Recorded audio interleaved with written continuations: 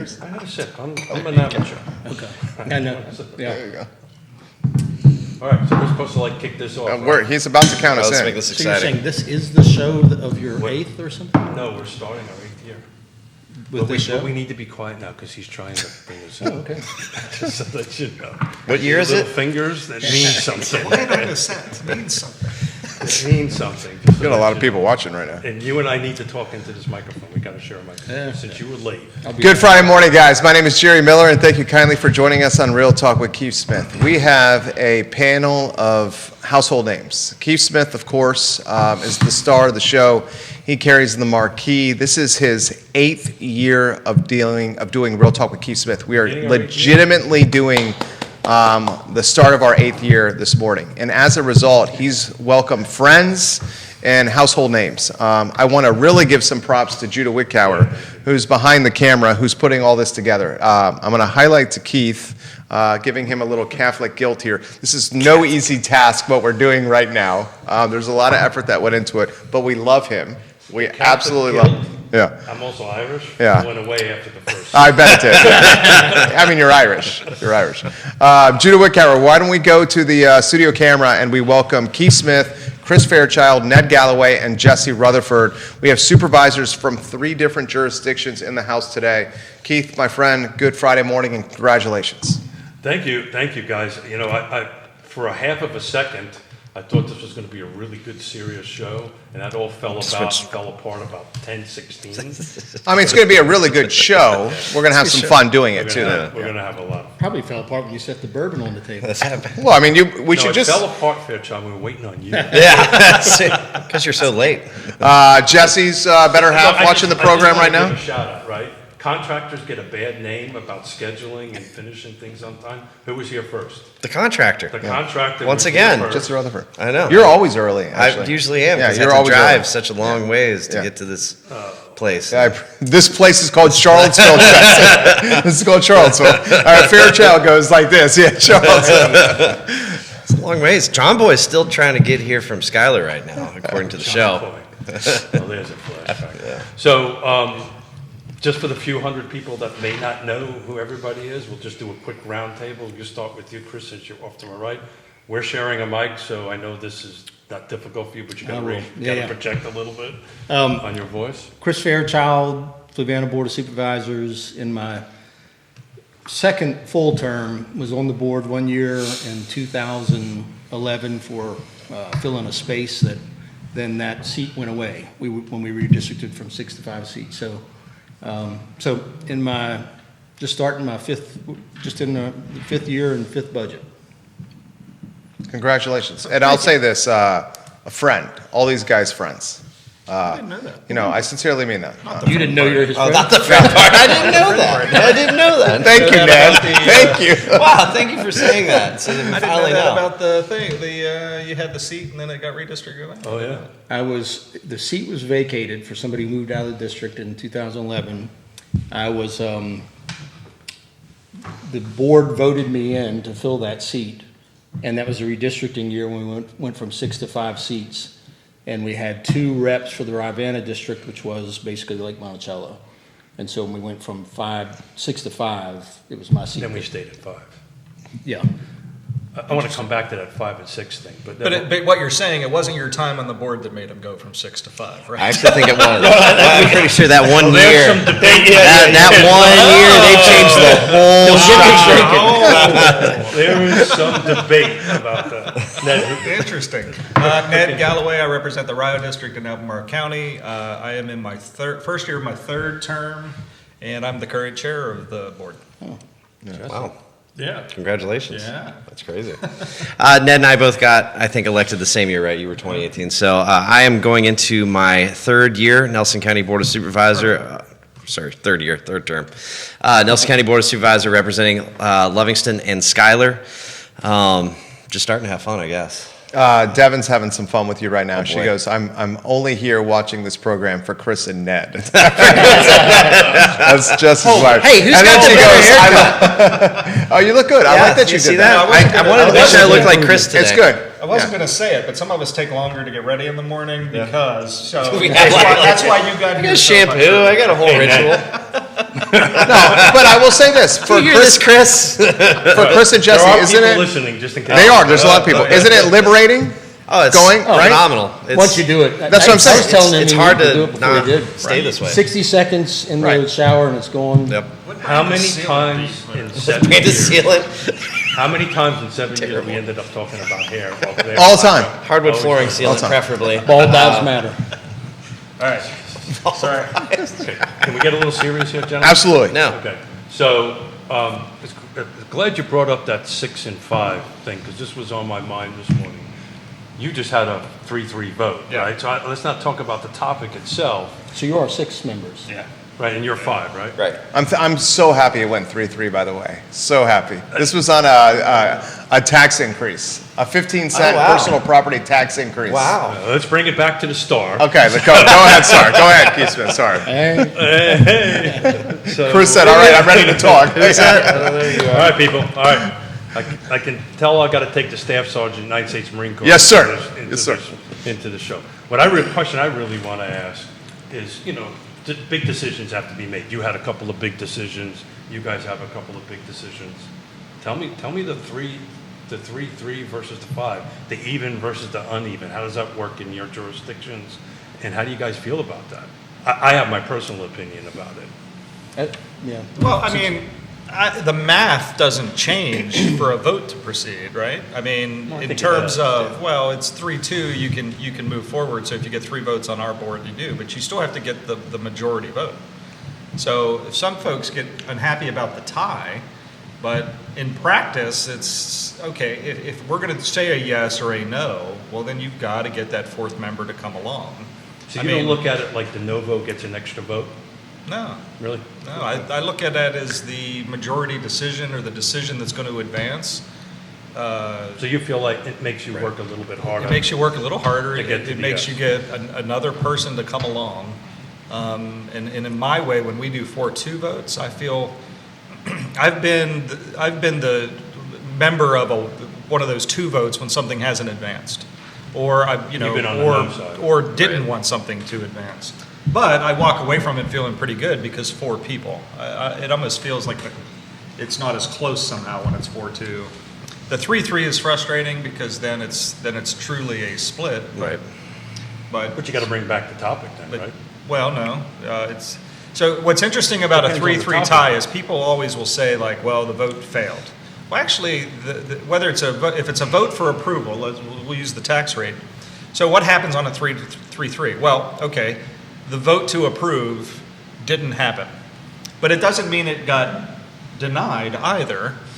Now, if we would have turned around and It voted will in the to, zoning matter. well, Yeah, in it the zoning does. matter, It we'll will in the turn, zoning matter. Yeah. when It you will turn in the land use around, matter. but in And- those and situations, we turn around and do both votes. So you vote to approve, it goes 3-3, then you turn around, you vote to deny, then that goes 3-3. And then what ends up happening is neither the approval or the denial goes through, it's just a stalemate, but you can't move forward with a stalemate, But so but in from a effect, it's a land use denial. perspective, that's That's a a huge no. No, I get it, Yeah. I'm no. not, No, I'm not and that's denying that. important because now I can't bring it back for another And year. how frustrating for the applicant on the land use side, or even the board. You can't even concisely say yes or no, and you're just in this weird place where it's It is. 50. I mean, as an applicant, I can't imagine. Now, they know, people Yeah. know when they come to Albemarle that they need That's a 4. reality, yeah. So, 3-3. And they know in Fluvanna you need 3 and, Yeah. so the math is the math. Yeah. So I actually remember you saying back when it was 6-6 years ago, and you were coming from the, 6-member board, and you were Am I coming supposed to from the. remember this? Yeah. No, I'll walk you through it. And you as a developer didn't like 6 because if it was a 3-3, Yeah. just as what has It's one been more said, no vote. it stepped you back. But you also gave credence to the other side, and you said, but if you had to argue in favor, you'd say it makes the development better. You said it makes the developer come to the table with more stuff to try to be sure that you get that 4th one. If everybody shows up and participates in good faith, yes, you're 100% right. When they don't, that's It doesn't. Yeah. either Yeah. side. Yeah. That's when it becomes a bit of a challenge. But when everybody participates in good faith, then you kind of move forward a little bit. Budget season, guys. anybody want to chime in on where we're at? And- Yeah, well, we're kind of still hoping the state will figure out the budget, since we have Good luck with that. $4 million getting taken from us over the next 4 years from our school system. So we're really kind of hoping. How bad is that hurting you? It's pretty bad. I mean, $4 million is a lot of money for Nelson over the next 4 years. So you got to increase your rate in order to make that happen, right? Well, we're keeping we're equalizing less of the rate. So instead of going closer to where true equalization is, we have to figure out, strategize over the next several years, how do we want to control that? So, I mean, that's where we're at with our budgets. We're really hoping the conferees meet and actually resolve it. But with what Spanberger did in some of her vetoes, she made the budget deficit even more complicated on the Democrat side. So I'll be interested to see how they resolve this. When's your deadline? Their deadline, our county deadline is end of May, right, technically? But we have to set the tax rate sooner because we send bills out. Yeah. So usually we have to resolve that by April. But yeah, Spanberger this week has been very interesting on the budget side. So I don't know how they're going to finish up the budget, but we'll find out. How about you, Ned? Well, we just worked through some specific decisions 2 nights ago, and as was mentioned, we had a 15-cent increase proposed on the the car tax, and that failed 3-3, so that's now off the table. There was no recommendation to do anything with the real estate tax, so that was not recommended. The board didn't change that. So the car tax is staying the same as it was? So $428 per $100 of assessed value, that will remain the same. And then the property tax will remain the same. On, last year we increased it by 4 cents. So that from a tax rate standpoint, Right. everything remains the same now. The 3-3 vote was what was it to propose and advertise the 15-cent increase. It passed 4-2, and then we don't take our final votes on the budget until next Wednesday. But the public should know that 2 nights ago after our public hearings, the board could not find its way to 4 votes to do the raise. So now it's done. It's off the table. I mean, somebody could try to make a motion next week, but I don't see minds changing or anything like that. I was really proud of you guys. It was 3-3. The personal property tax rate did not bump 15 cents. Fred Missel, the swing vote there, initially advertised at 15 cents with Missel backing the advertisement. Then he changed his vote. Maybe change is not the right word. That's he right. gave more thought to vote, how he wanted to vote. Yeah. And then you guys found the revenue for housing affordability elsewhere. Well, and the thing, so if the tax rate had gone through, it would have got $10 million into our Affordable Housing Investment Fund, which has been a goal and target of this board for a handful of years. It's been a higher priority for some versus others, and I don't need to get into that. You can watch all the meetings for that. So I think what everybody wanted to do was, well, if the tax rate doesn't move forward and pushes over the 10 million, we got to find a way to keep it what the tax rate would have got us, which was around 7.5 million. So that's what we did. So we went and found monies elsewhere and had to move things around. So the housing investment fund kind of stays the same with where we were at. It just didn't get us over the finish line to getting to the extra couple million for affordable housing. So you took from other buckets Yeah. to fill that? That's right. Which, I mean, the whole point was if the tax rate goes through, so Supervisor Pruitt led the charge on that. He was making the motions to get to that 10 million. So the idea would have been, okay, that tax rate stays, we're at 7.5.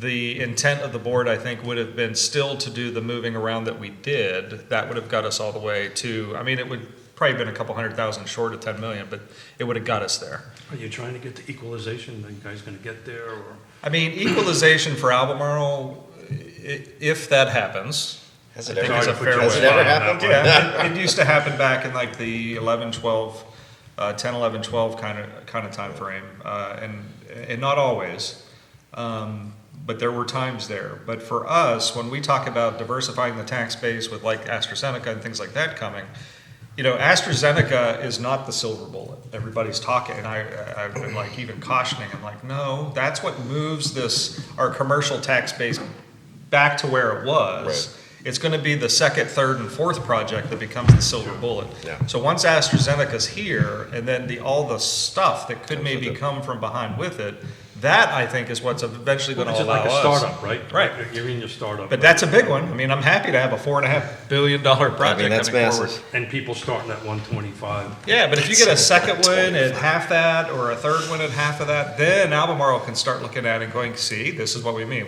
We don't have to keep going to the property tax and can start moving the percentages around. So equalization is not going to be something don't think is going to occur in the next year or two, but I think after some of that really comes to fruition, that in year like 4, 5, 6, you could start seeing Albemarle going, our economic development is now picking up the piece that we've put on the backs of our taxpayers. How much you want to bet on that? How Oh, place to bet I'd on? actually make that bet. You bet? You make a bet that you'd start equalizing in 4 to 8 years? 4 to 8 years, I think that I'm not going to say it's the normal practice like in Nelson until, you have what happens with that's a tax rate increase for you to not I know, equalize it's all pretty the way. heartbreaking. But I'm saying terrible that place to there be. could be ways where finally Albemarle can deliver on yeah. the message that we're trying to do the things to not have it always hit the residential taxpayer in the county. Let's get Fluvanna in the conversation in the House. How are we doing? Well- Are we going to hit equalization? I think you guys are Well, trying. okay, we were, let me first start by saying, we were at 75 cents. Last year, when we assessed and then equalized, we went from, we had an average in the county 35-ish% increase in property values. So a lot of people were the same as us. seeing huge increases just by that. Then we had a 9% tax increase. Right. So I had somebody tell me the other day, a lady said, altogether, I went up about 55%. And so half of that was the JRWA, the James River Water Authority, and that was voted on somewhere back in like 15. They started digging and putting it in last year, and there's no arguing about it, debating it. You got to start paying for it. And that was about half of that tax increase. That was So- last year. Yeah, and then, so I think it was 69.7 that we ended up last year, it was the equalized rate, we ended up last year at 75. Kind of unprecedented. A couple of us felt that we knew we had revenue that was going to start coming in the 27 fiscal year. The Amazon distribution center will be finished. Wawa will be finished, several others. How much are you going to get from Wawa, you think? I honestly don't know off the top of my head. I mean, I knew what it was earlier, but, and so. Somebody out there online knows that. That'd be great. Yeah. And so that plus retiring some debt, we just started saying, hey, let's count on that money. We normally don't. We normally don't figure it in the budget. But given the fact that people got hit so hard last year. So you're going to get hit again hard in 2027 because we assess every 2 years in Fluvanna County. Yeah. You're going to have a huge assessment jump like we did in 2025. Holy cow. Right. Wow. Oh, and wait till you see the assessment jump in Fluvanna County in 24 months when the middle class and upper middle class of Albemarle County gets pushed out of Albemarle into Fluvanna. Yeah. Because 600 new people coming to AstraZeneca, starting salary $125K, plus another 6,000 to 8,000 incremental citizens expected to come to Albemarle tied to biotechnology, all with six-figure jobs, individual people, not including partner salary. That's going to push that population to his county. You're probably going to see a similar jump when you have to redo it in 27. It's just a little FYI, Yeah. when you're planning for 27, you're going to end up with the same problem that you had on it. You might want to give that. I'm sure he's thought of that, yeah.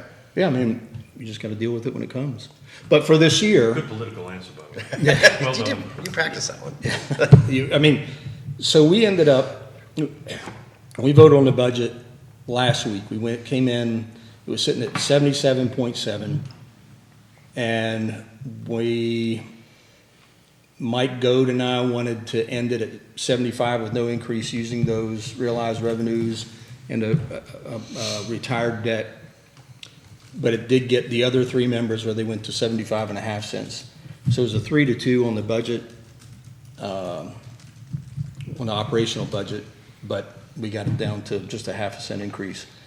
Plus, the Commissioner of the Revenue changed how personal property is valued, and she moved it from something like from excellent to a more medium number, the average one in the county, so that lowered $600 and some thousand of tax spend. for the citizens. You got a couple planning commissioners watching the program right now. I see 2 Charlottesville city councilors watching the show. Mike Pruitt watching the program right now. Neil Williamson watching the program right now. I see 2 significant developers locally watching the program right now. This comment's come in from Jason Hampshire. I think he lives in fact, he does live in Fluvanna. He says, they speak of us as if we're hypothetical. Us taxpayers are real working people. I'm a working property owner in Fluvanna. We're mostly getting screwed with return on investment right now.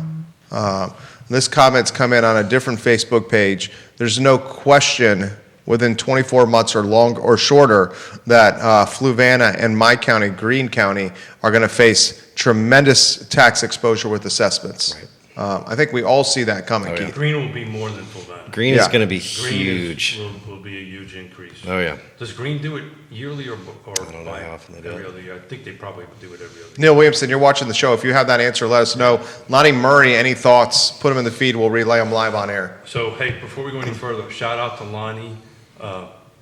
Chris, he's running the Blue Ridge Marathon on Saturday. Have you ever ran that? Not that one. I ran that once. You won it once, and that's it. So it's on the Blue Ridge? I'm not running a marathon. It's insane. I haven't even attended a marathon. I don't actually kind of don't want to be near one. Chris and I used to run, when he really liked me, we used to run together. Can I make a comment about the hypothetical, the Sure. comment there? Because I think it's an important thing, and I think, and I never ever heard Chris or Jesse talk about it, but I know they think about it this way. But as a county that has done recent tax increases, you know, I don't think, because I go out and we have town halls and I talk to my constituents in the district that I represent, and I don't try to act like, the tax rate increase is insignificant, because how detached is that on top of what, 5, 6, 7, how many years of increased property values going up and in revenue being realized by that? Right. But what I try to do is at least explain, all right, we are getting new dollars from either the increase in the assessment and or the tax rate increases that we've done. And here's what they're going for, right? I know it's a burden, I know it's a stretch, and I know it's harder on a lot of folks, especially in my district, who, when you look at the wealth of each magisterial district in Albemarle County, it's not equal. No. And I say, okay, I get that, but here's what we're delivering for that burden and why we're asking you to take that on. And then that's where the conversation comes up. Now, we can have disagreements or agreements about what those things are, but that's where, as an elected official, I can then say to my constituents, here's why I'm doing this, here's what it's going to be used for, here's what we're going to pay for with that increased burden that we're asking you to take on. And then I'm asking you to decide at the polls whether or not you agree with that thinking or not. So I don't think of it in the abstract or as a hypothetical. I think of the real folks and what it means to them on a month-to-month basis. Right.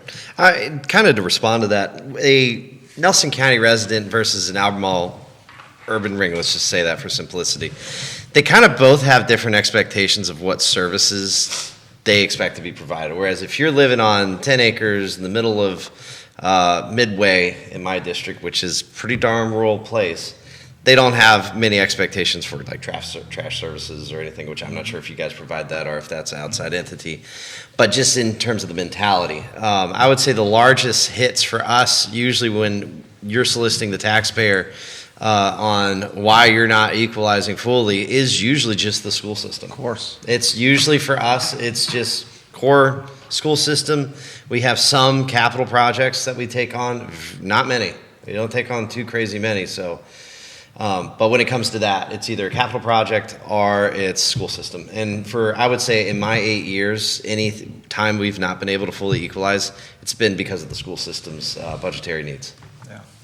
And I feel like when I think of the like a Nelson and a Greene, we're full-on rural, where we're dealing in our rural area with the decline in volunteerism at our fire stations. Oh, sure. And we have That's a new one, too. So your decision at that point, if you have a rural fire station that says we can't deliver services because we don't have the volunteer base, Yep. and then they knock on the county's door, Yep. your decision is we're not going to provide the service, or we have to start doing paid professionals. And that, I mean, we've been working on that for 8 years as an issue. And I hear the burden that the school system's Sure. putting on you, which is huge for Nelson Yep. County.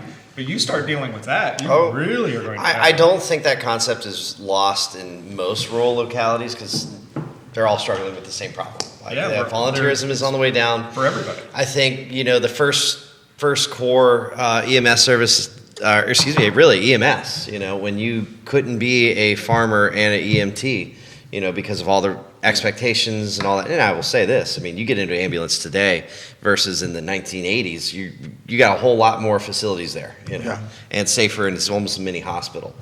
So I don't think that's lost on us. I know from Nelson County's perspective, we continue to encourage it, and we're looking at doing some more tax incentives to keep that volunteerism going. Same. And most localities recognize at some point in the next 20 years, we're going to have an issue with who's providing fire. Now, when you kind of look at it from a even more macro standpoint, in Nelson County, we have a demographics issue, and that's we have a lot larger population of 55 plus, and every 10 years that number keeps going up. And then again, fertility rates are down, and every 3 jobs in Nelson County, 2 people from outside of Nelson County drive to work a Nelson County job. 42% of all the buyers I posted it this morning, in the United States are boomers. What's the first-time home buyer now? You said it was 40. No, first-time home buyer. Oh, percentage-wise. Is down to 21%. Wow. It was 24% last year, is now 21%. So 21% of all the buyers nationwide, and our numbers here pretty much track the same, right? 21%. Yeah. What was it like in It used to be in the 30s and the 40s. Like in 06, 07? Well, not too before the pandemic. Really? 2018. I will add to that, and it doesn't negate that, but in Fluvanna County, we have, I think it's an 88.7% home ownership. Correct. Which We have is, very few renters. Nelson which is County? off the charts. Yeah, very few renters. Nelson County also has a huge. But that number's climbing, Yeah. and our area median income is 125,800, right, Jerry? 125,800. 125,800. That's about And that number's going to go up. a lot. And they delayed the number. So, when you're looking at average sales in Fluvanna County with a 4 in front of it, Greene County's already got a 4 in it. Yeah. Big time, got a 4 in it. We're getting there. The amount of income that is required to get into that home is probably going to be at our average AMI or higher. I did some quick math. Wawa is $4 to $7 million in property value. Then you got your food taxes. So you're looking at a $200,000 to $250,000 in tax income from a Wawa on a yearly basis. You're talking about real estate. I'm talking about real estate. That's not figuring out the Sales. food taxes, Cigarette and tax, cigarette meal tax, tax, meal so on. taxes, Yeah. and all that stuff. So it's a substantial, multiple 6-figure annual. At one time, I heard that, I think I'm going to say this right, that off of Wawa, the meals tax, or the meals tax is expected to be like $500,000 a year. Yeah, that's not calculating any of that. Yeah. Right, what is our meals tax like? That is like 4 or something, 4.5. I'm gonna have to go eat at a Wawa after You know, this. I've never done it. They're basically in the food business. You think of them as gas. Yeah. Well, any gas station 100%. never make money off of gas. It's like Yeah. Buc-ee's, man. Anything from the Yeah, comments are coming in. So the first commenter that I mentioned lives in your district. I'm sure you knew that, Chris. This comment's coming in. Can you walk us through, Supervisor Gallaway, the playbook of what happened Wednesday with the personal property tax? And can you put in perspective or offer an answer of personal property tax as it applies to regressive in your stance? So the thing, it is a regressive tax. I don't think anybody would dispute that. But the thing that folks don't realize, I think, is that if you have a car valued at $20,000 or less, you get tax relief up to, in the current year in Albemarle, it's like 42%. I don't know if that's the same. It's likely not the same in every county. So if you have I did this math. In fact, I walked us through this at the board meeting the other night. But I have to bring up my notes so I don't get While the you're doing numbers wrong. that, it's very interesting. I find out that my value on my 2017 Tacoma pickup with 125,000 miles on it is like double of what the market value is. I'm gonna show up the keys and maybe you guys can buy it. Yeah, Well, but you know, it's a insane. lot of people say that, but the state directs how you get to those values. Well, that's a good thing to explain Yeah. why. Well, Most people we don't. explain, like, in different counties can do it different. Like, you use JD Power, and, Yeah. and you have to explain how you evaluate a car. But with the point I made Wednesday night, and not so much trying to debate or argue the fact that is it regressive or not, that was not my point. But some folks were saying that you're taking something that's going to hit the folks that need the affordable housing and put a tax on them, so you're increasing their costs. And I think that's a valid question to ask. It's the same thing, they're saying you're raising a tax to put the money into affordable housing to turn around and make it affordable, but the tax makes it less affordable. And yeah, that's a good conversation that we should Plus, be they're having. generally driving a lot. So here's the thing that I did. I said, all right, I looked at in 2024 because it was the most recent data point I could get that I thought was a good number. But in 2024, the average age of a personal car on the roads in Virginia was 13 years old. So 13 years ago in 2011, now this is my world, right? The car You know this, yeah? In 2011, the average new car price was $25,000. So if that new car that's still on the road today was 25 then, what might it be worth today? So I backed into it. Your first year of ownership of a car, you usually take your 20% hit. Then you start to take between 10 and 15 in the first 5 years after that. And then from there, it really does kind of slow out. So I backed into that in year 8, you'd be around $11,000. And that was the number I used. I said, okay, if you're somebody that lives in the county and that's your primary car and it's worth $11,000, your annual tax bill at our current rate in Albemarle would have been $487.30. Then you apply the 42% tax relief, that drops it down to $273.06. Now this is per year. Under the new tax rate increase we proposed, that jumped it up about $9. So $957 per year is your tax burden if you had an $11,000 car. So that's less than $1 per month in addition to what you're doing now. So you have a tax bill annually, call it $300 a year. And the point I made Wednesday was that, all right, if I'm somebody that is struggling to afford rent and or can't buy a home, the bigger burden, and the reason this is where I say, okay, how does the tax help at least trying to bring down the other cost, is that the burden of $10, $20, $50 a year is less than paying $300, $400, $500 more in rent, or trying to save some money for to come up with a down payment for a house. And I'm not saying that that's an argument I wish or love to make, or like, oh, look at me, I'm a smart guy, I came up with this argument. But it is trying to nuance what's the bigger burden. That tax increase on folks that are owning cars, because I think it's a parallel between, there are some people that pay cash for their cars, that doesn't impact the value, right? So that is the only cost they realize every year. And plus the gas and the maintenance and things like that. But if you're struggling to pay the rent, and we can find a way through our programs to get those to come down and provide you housing options to the tune of a couple $100, to me, that's what those dollars are good to go for. And if you could invest 10, 20, 30, $50 a year in for that, I think that that's a good thing to do. I can't wait to hear Chris Fairchild's response to that. Well, there's all different ways of looking at both taxes, including personal property. I mean, we're a community that 40-some% of our population lives in a place called Lake Monticello, and hence, 44%. yeah. So lake, you got a bunch of boats. So if people are getting personal property tax on boats, then there's a chance they can afford a change in taxes because they have the money to own a boat. You can also look at it that if you don't own the real estate, you're not participating in a lot of the tax payments. So higher personal property helps to put some of the burden more on a lot of people. Explain that. Including, He's basically saying if you're a renter, you're not going to get taxed on a real estate tax rate increase. But everyone at this panel knows that's not true because I have 24 doors and I pass the taxes to my tenants. That's what he's saying. Yeah, that's what you're saying, good right? Do you point. ever cover a portion of it? I wanted to make sure I No, understood. I never Yeah. covered it. Yeah, I said it there. Jesse said the same. I Yeah. appreciate the direct honesty. Yeah. I mean, I'm very honest with that. I never cover it. I get what you're saying and not being accurate, but You did. let's I just say as far understand as why the way, you're thinking yeah, that way. But yeah. And also, It's like insurance, people who rent, it is more and more and more true that people who rent very often aren't people who cannot afford to buy.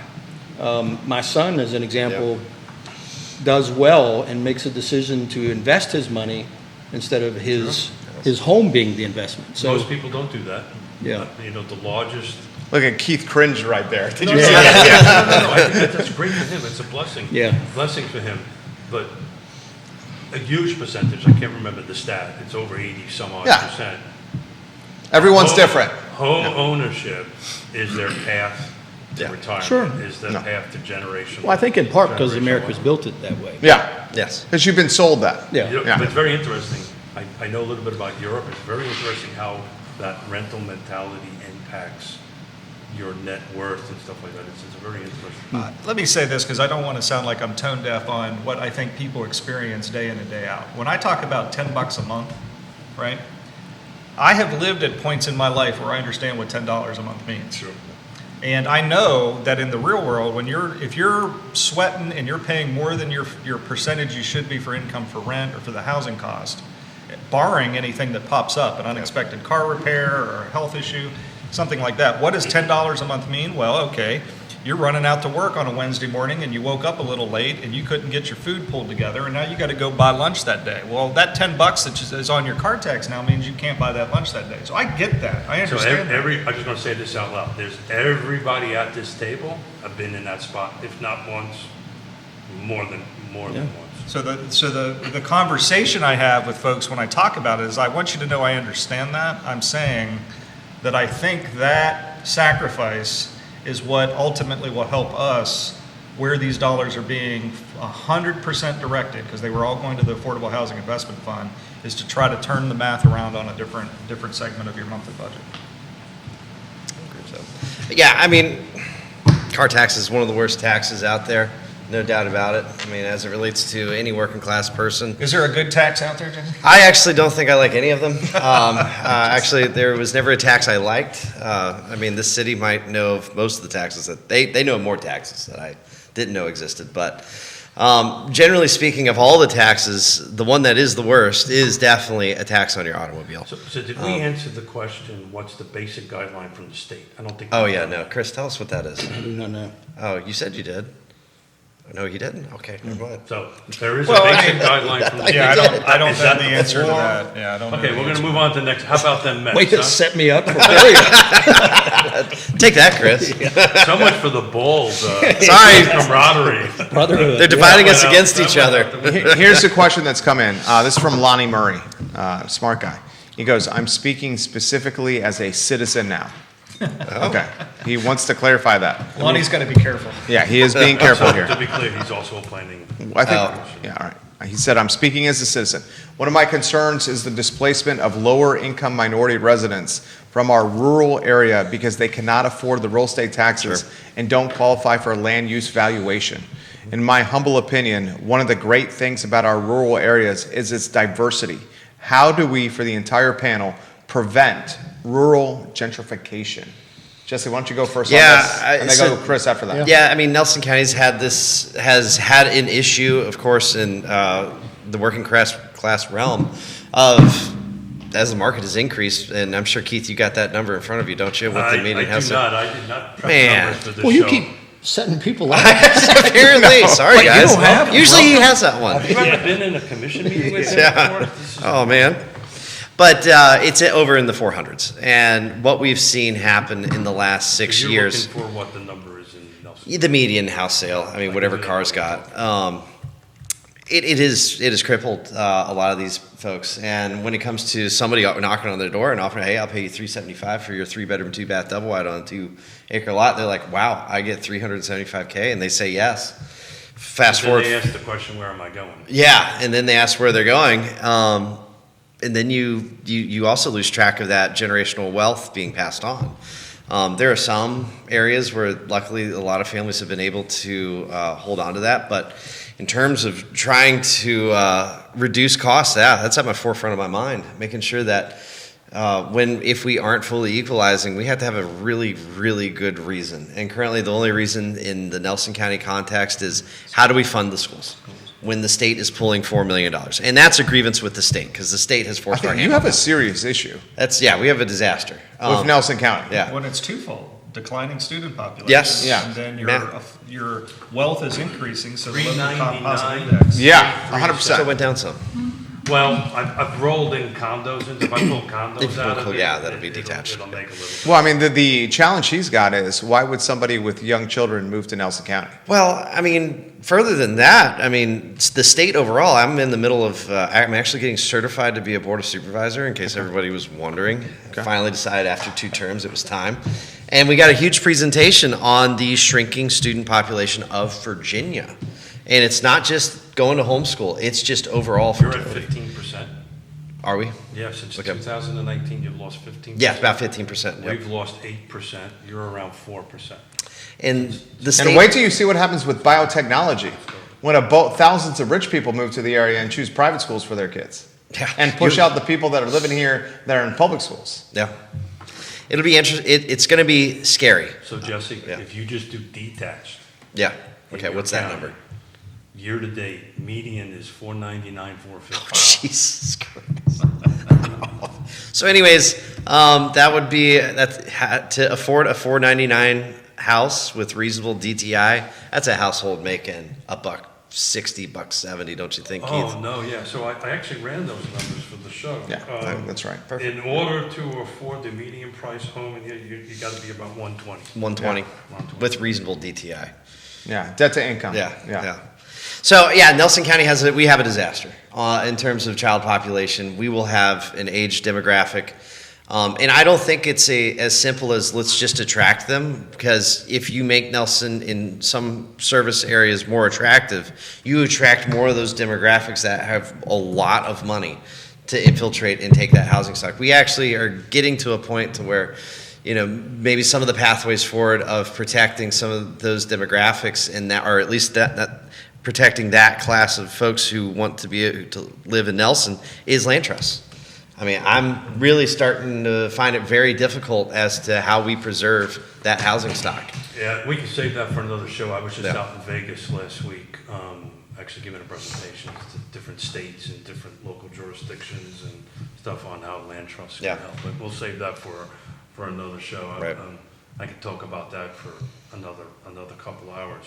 375 for our county year to date, Median. median. Yeah. Median. For Fluvanna.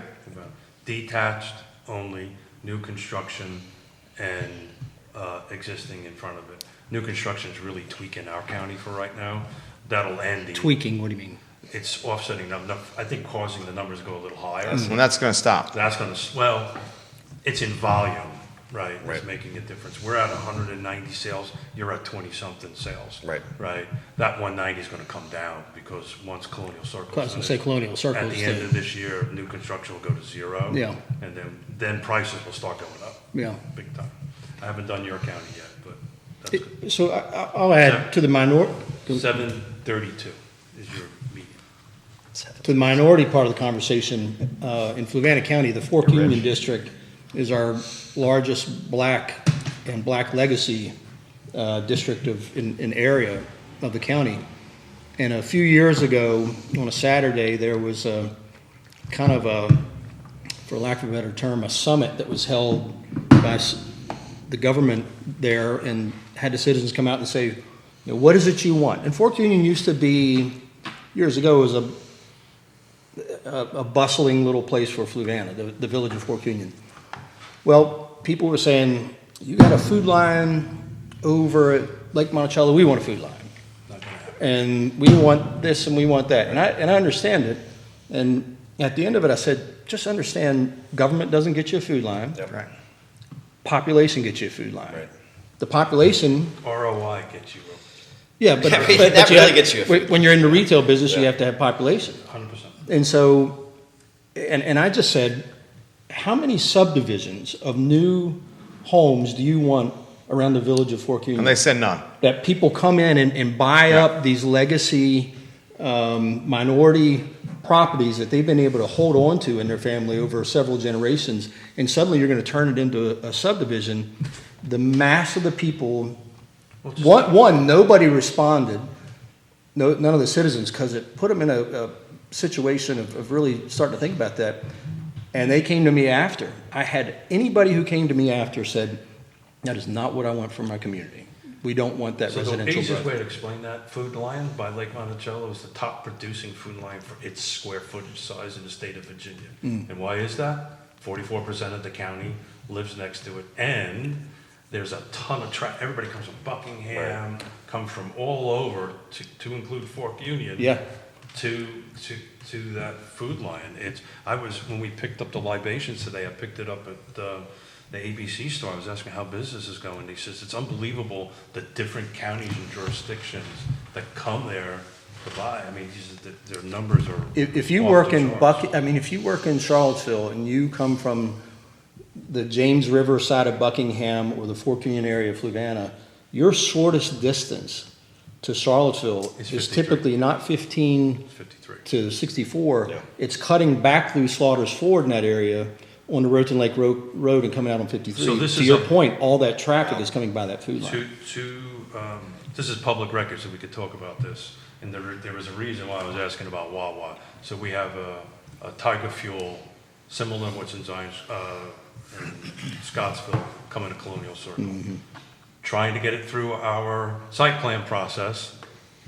Should have only been a couple of months. We're into 6 months. We'll leave that for a separate conversation. We're trying to get you another, it will produce the same as Wawa's producing.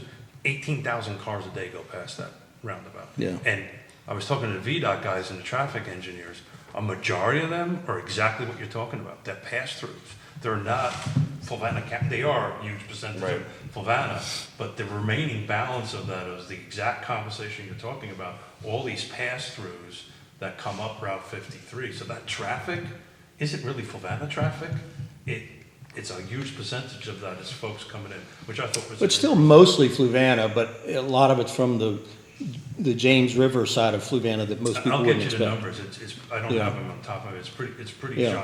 pretty shocking how many people pass. So here's a question for the board, for the panel. How do you drive economic development and economic vitality without incremental rooftops, but also knowing that incremental rooftops are a loss leader for a jurisdiction?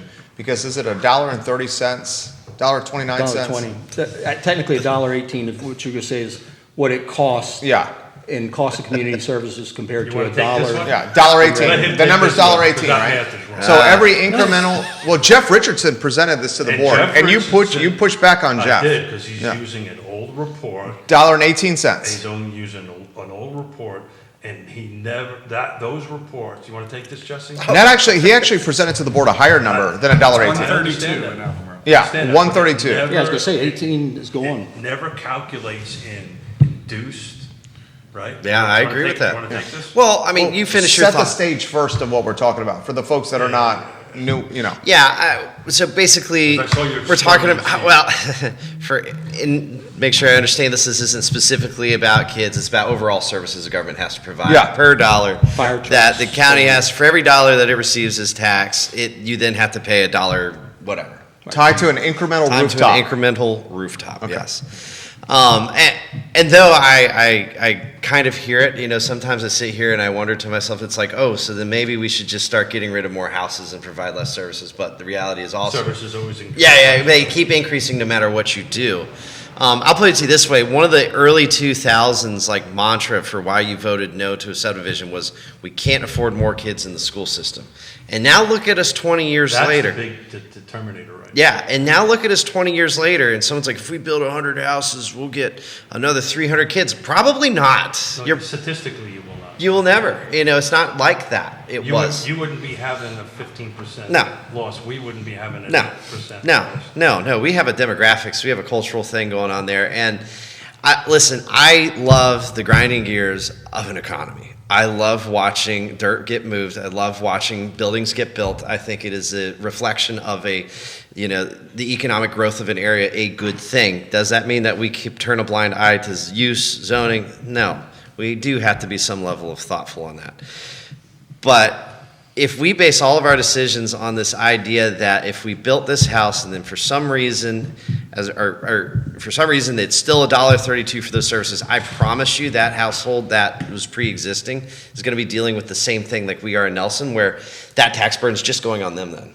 You know, it's going to be now $2 for You're every gallon. dealing with a single-family detached home at $500K. Yes, that's what you're getting. When you reassess, it'll be $500K. Yes. And when you reassess, your taxes are going to be Astronomical. astronomical. And, you know, it's, for me, it also comes down to the philosophical piece of it. I love seeing stuff get built. It's great. It's good. This is a whole show topic into itself. Yeah. I want to pivot a little bit. Lonnie Murray and I were texting back and forth this morning. Have you guys been tracking the ADU ordinance? Oh, dude, that's so Governor great. That's awesome. Really? You don't like ADUs? Well, Isn't it by right in all single-family dwelling? yes. Great. I love it. And are you guys up to speed on what the governor signed about ADUs? I mean, I don't know all the details, but I know what's coming down the pike. Yeah, so in essence, it's going to force jurisdictions, this is high level, force jurisdictions to approve ADUs, right? And it's also going to say you can't charge the applicant over $500 per application. No setbacks. No setbacks, Yeah. there's no square footage I like most. thought the setbacks were supposed to meet the house. same. Yeah. Yeah. It's the original Yeah. structure. Yeah. Well, what Jerry's saying But is. we're not up to speed. Additional. No Most extra, like 85 foot. as Yeah. opposed Most auxiliary dwelling units, granny Yeah. flats, for those that don't know what that acronym means, have additional setback requirements. They also have additional size requirements. Right. That's all gone out the window. Awesome. So it can be So as in essence, tiny it as almost 400 turns square it feet. into a single-family resident lot into a two-family residence. I mean- Here's the catch, though. Here's the catch. Did you notice when that's getting implemented? 2027. Yes. Yeah. You know why? Why? They're trying to figure the rules out. Well, they have to meet the health requirements there too. So if you're in a rural, No, brother. oh, you don't have to get a health permit with an ADU That's to expand not your what I'm septic saying no system. to. What I'm saying Oh. no to, and you guys know this because you deal with this every day, there's a legislation that said you're doing X. Oh, right. No, by the way, figure it out. Yeah. Nobody knows how the implementation is going to go. And oh, by the way,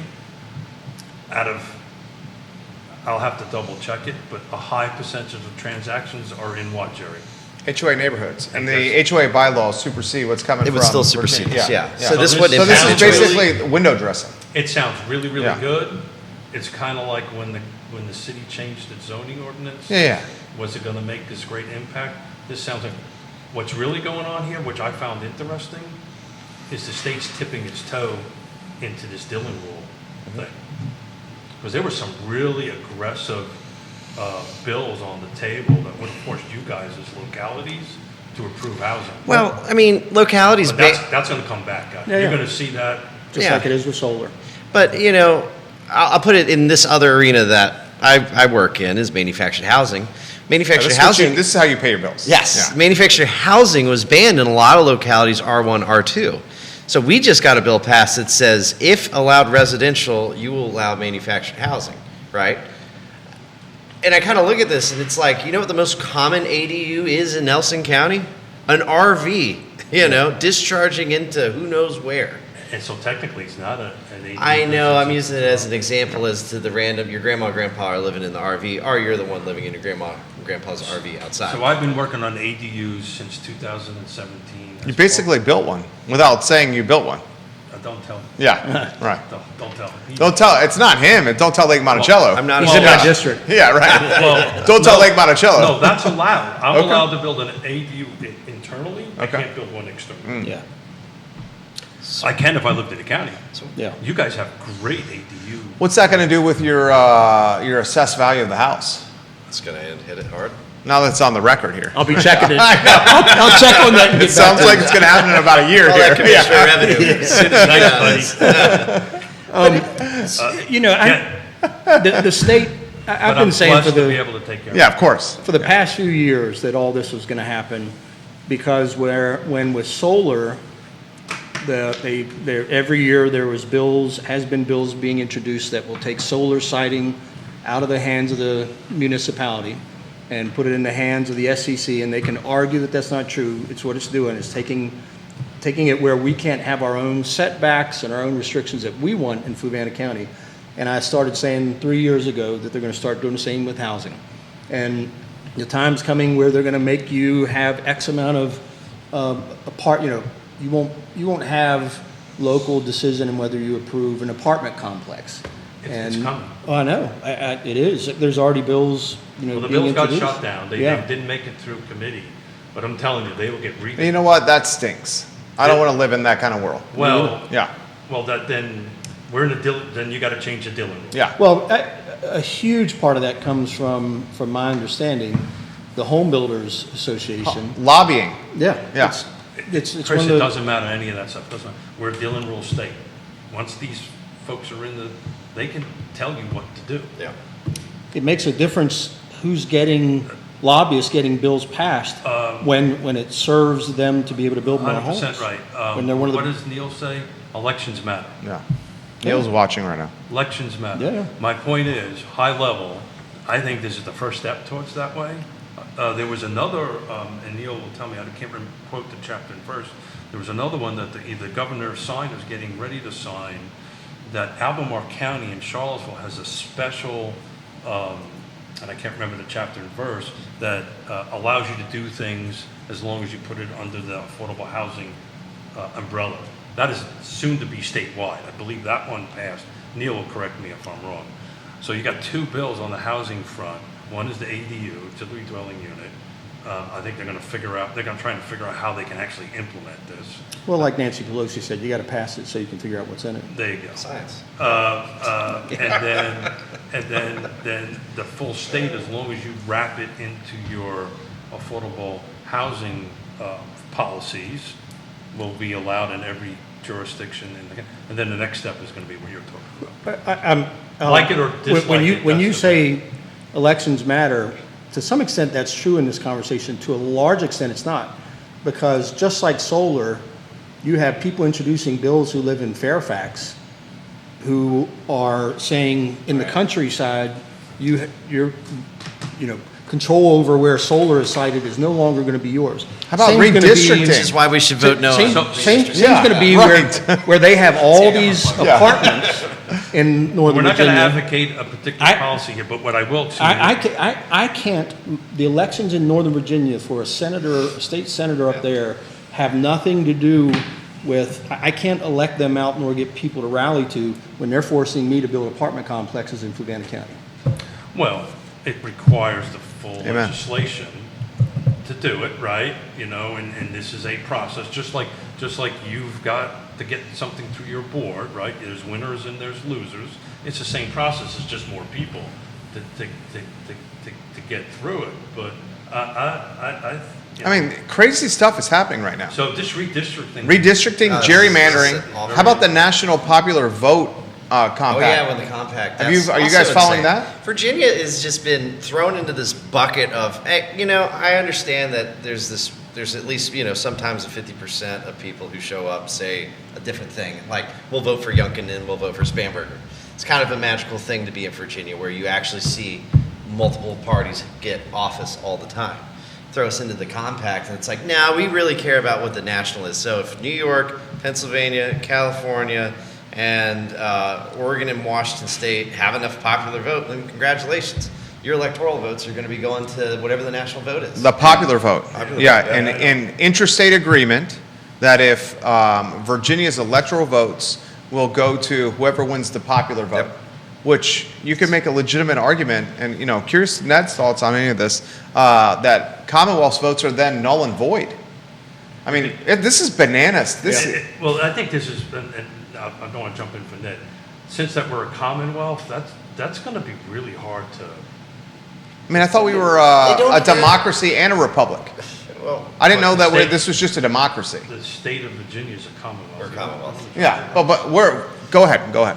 What am I jumping in on? And anything. Redistricting. You can I go. just did. I'm Pick very one out of curious to there, your thoughts on buddy. it. Well, Gerrymandering. first off, forget the issue. Anytime the state mandates something to a locality, and it's similar to a tax decision. Well, what's the purpose? And then you have to go, okay, we agree or disagree on that purpose. But generally speaking, anytime the state and or the federal government mandates something down to a lower branch of government, not that localities are lower branch, so to speak, but that fundamentally is problematic. Now, there have been times in the history of this country where it's been done and it did good things, so you can debate it back and forth.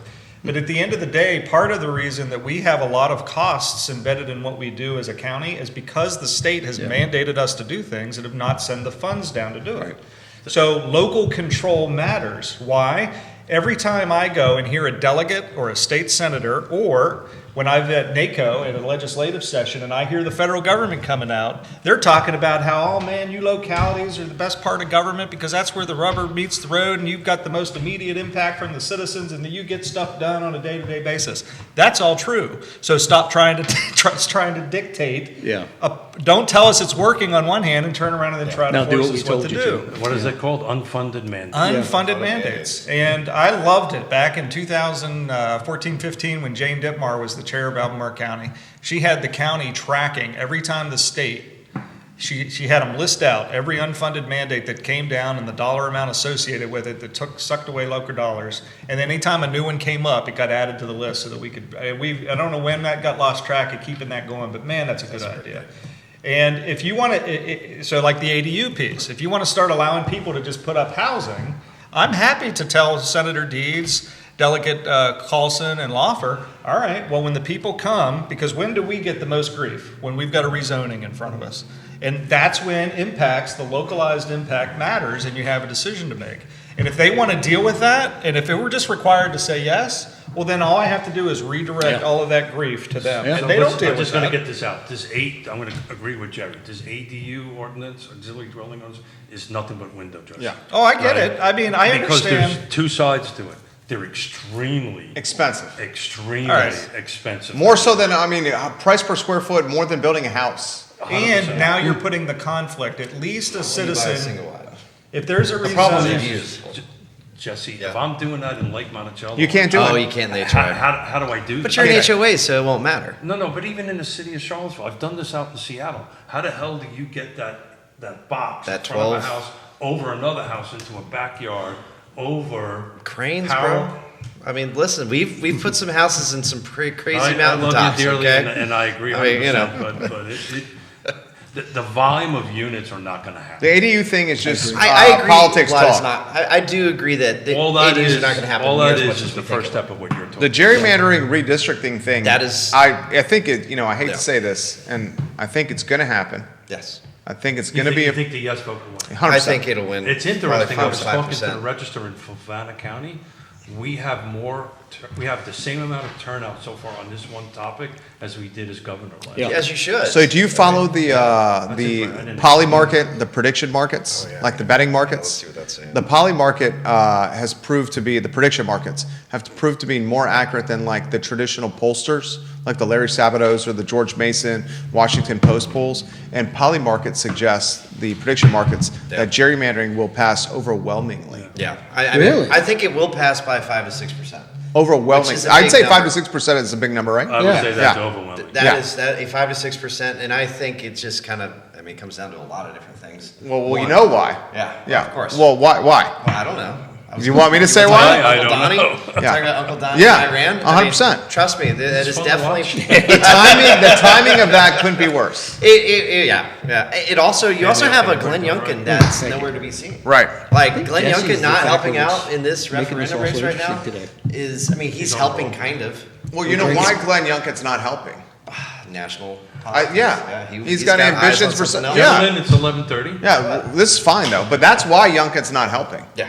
It's because he's got grander plans, and he has to be neutral here to preserve base Yep. and political equity for bigger plans. Short answer, I would be very surprised if no wins today, Yes. because the body count Just doesn't work. Which means The math- Nova controls the Commonwealth. Right. Lord That's what that means. Fairfax. That's terrifying. It just goes When- back again to the Which would- solar siting and the apartments and so on. Yep. I can't Which vote then goes against to it my- because it's all my- up there. My Dillon rule. Yeah. conversation. That's where Fairchild's thinking about moving to South Carolina over here. That's Yeah, what yeah. Fairchild's thinking about doing. Mass exit. And I, Oh, and I understand what a from here is. Yeah. They would have probably Interesting. You will not see me. He would actually be a come here at that time. would be. I think that was a dig. That'll- You won. Fluvanna will still be my home. That'll just be my third. Your third? Really? Is this the thing with the pool? Did you hear that? Yeah, I The heard third that. one with the pool? It was said in jest. No, it wasn't. I already have a third. It's so Thank you for inviting me to the wedding, by the way. I appreciate yeah. that. Thank you. He's getting married in May. May. It's exciting. Yeah. May It's, this year.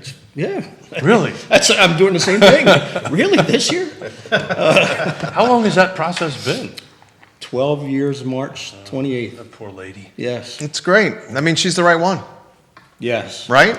Yes. And she does Common law, you're 12 years? technically Yeah, married. yeah, Or she's she wonderful. Yes, that. She's Yeah, it's she's a laugh. You're a lucky and, guy. Yeah. Huge sports fan and Yeah. Lucky guy. lots of fun. I am a lucky guy. I'll just end on my side of going back, digressing a little bit. I always say, and y'all have heard me say it here, look at all the development in Richmond, Hampton, and Northern Virginia, and all this development we want to create around here. How's that cost of living and tax rate going for you in Arlington? And problem is if we're tearing down our trees and fields raises our cost of living, what is it we're working towards? I hear you. It's gonna happen no matter what, unfortunately. And, you know, I really wish you guys would have never got rid of even though I wasn't a fan of it, of some sort of additional development opportunity other than the 5. I wasn't a big fan of the cluster development. You know, what you're starting to see, and I'm seeing it now on my end, folks are now looking at 100-acre parcels to carve them up to 5 lots, looking at 50 acres. And so what's gonna happen, your rural area is now gonna turn into Funkier. a bunch of, is it Fauquier County, a bunch of 5-lot subdivisions. I would strongly consider could happen. reconsidering it. Well, I know we it's just- happening because I got people buying property. That cluster development was by right, as you know. It was a cluster And- too, by the way. Yeah. 100%. But I'm just saying you should maybe, in my opinion, go back to the old 2 to 10 acre subdivision. That would have been a great option for them. Were you guys ever a sliding scale, or was it always just a flat 210? So I don't think so. No, in Fluvanna. Fluvanna County, you never had a sliding scale, right? So, but anyway, so that's a topic for another day, and we're way, No, we're good. How about closing thoughts from everybody? you want people to think. Yeah. Well, I just gave We'll mine. start- Yeah, yours Ned. were good, yeah. Yeah. Yeah, Ned Gallaway.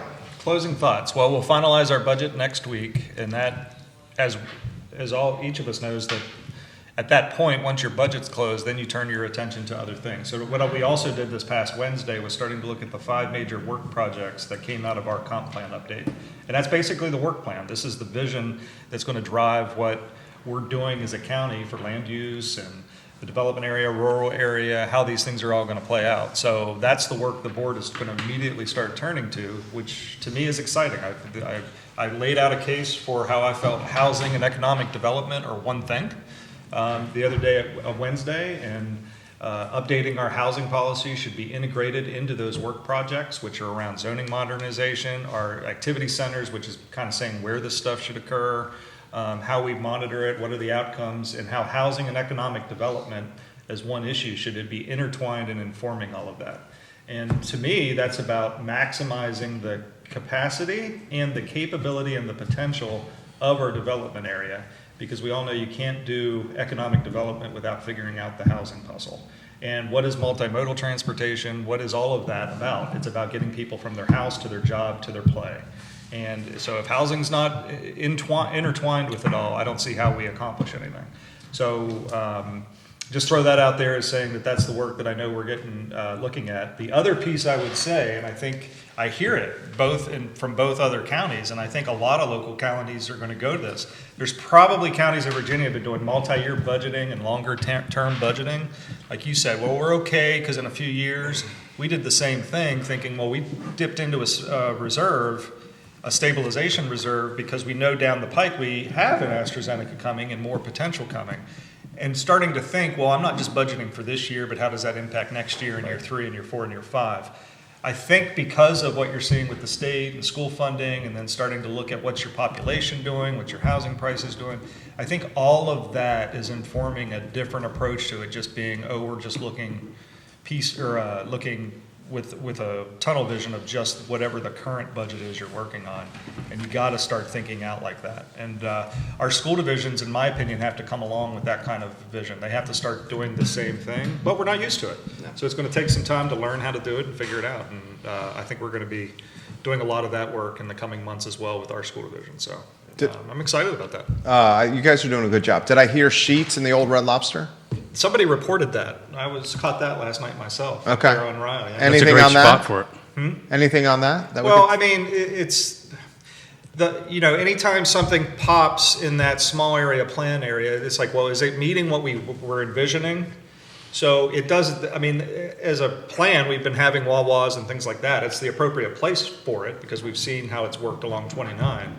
But it doesn't necessarily, unless what builds up around it, meets what we were trying to do, which was a different type of employer and some residential and all of that. So part of it's like, well, I'm glad to have more economic activity from a standpoint of that helps with diversifying the commercial tax base, but it doesn't necessarily go to helping us achieve the vision of our small area plan. And that's not like a criticism one way or the other. It's just a reality that you have a voluntary overlay that somebody could opt into. And I mean, you just got to take advantage, I guess, of what makes sense there. And I get it. If I were somebody running a service station, I'd want to be there. How many cars come down south and then turn left there and head downtown? Well, what's interesting about that storyline is the tax breaks that Home Depot got were contingent on Home Depot driving the right usage and development of the Red Lobster spot. No. The incentives, the contingency for the incentive was to get Home Depot to build and accelerate when they would open up, which was 2025. It was supposed to be Christmas Eve, and they did 4 or 5 years. Right. And then don't forget that they gave back to us an easement, the property, that it would allow a realignment of Hillsdale Drive, which is 95% of the property, and it would have cost us, back then, this is a couple years ago, would have cost us about $9 million to acquire the right-of-way to build that road. We just took $9 million out of the math equation for $700,000. Why would Home Depot do that? 750. Well, because now all those cars drive right behind them instead of 200 yards away. Yep. So that it wasn't contingent on what happens with the remainder of the property. It was contingent on getting them activated and open so that they said, all right, we're getting Charlottesville. To make it appealing. Right? Yeah. Get it open, because Home Depot could have sat on that for a few years. There was nothing forcing them to do it. And then we got that piece of property for that eventual road plan. So that was an easy decision in my hand. I mean, that was worth the incentive all day long. Thank you. Thanks, Ned. Thank you, Ned. Thank you, guys. Happy 8 years. Yeah. It's been an Thank you. enjoyable last 8 years. I think Couldn't I've been think on. of a better group of, well, actually I could have, but. You could have. guys kinda We were the only volunteers. The others couldn't make it. The rest No, couldn't they make Some it. of us made it on time. That's right. Yeah. I was Some of us on made it time. on Some of us are but, busy. Oh, come on. My closing thoughts are this. As we in Virginia get to see this governor, this legislature, and the many different ambitions that they have, I will say that there have been some housing stuff that they've done a great job on. Though I understand localities' frustrations with ADUs, I'm going to look at you and be like, I give them the opportunity. If it You meets might and see more of exceeds. them in your county than. I think in Nelson, it's a bigger deal. I think in y'all setting, in urban settings, the real estate, the bang for the bulk is not going to really work out there. That might work well in your jurisdiction. Yes, but moving into the second piece of this, when we have seen so much change related towards, whether that be the referendum, some of the gun legislation, whatever it is, our state right now is in a weird spot. We are seeing a lot of change really quickly. How does that translate over the coming years? I don't know. It'll be interesting to see how that trickles into local governments, because I think there's going to be a whole new philosophy and take, like we're seeing related towards the Dillon rule and how localities operate. I think it's going to get this collective bargaining. We ran into that as well. The next couple of years are going to be very interesting. They're going to be legislation very perspective. interesting. And I'll end with this. Nelson County is a great place, the best place, fastest internet. Fastest It took the end of the Great show to get mountain the views. internet. Livingston is ready for you to We got spend internet, your don't money we? there. Yes. We do. That's right. We do. Livingston's Just saying. internet's even faster, but regardless, I just want to make it clear, we're open for business. We want to see you come to Livingston on the 29 corridor and spend your money and invest. And I'm a pregnant chicken philosophy guy. It's not a chicken or egg. It's not housing and jobs. It's both at the same time. So, pregnant chicken. And, Well, there's a mental picture I didn't I want want to you to have. think about that. I was anxious to see where that went. Yeah. So we are way Done. over time. So thank you, everybody. Jerry, thank you. Can I add one last closing thought?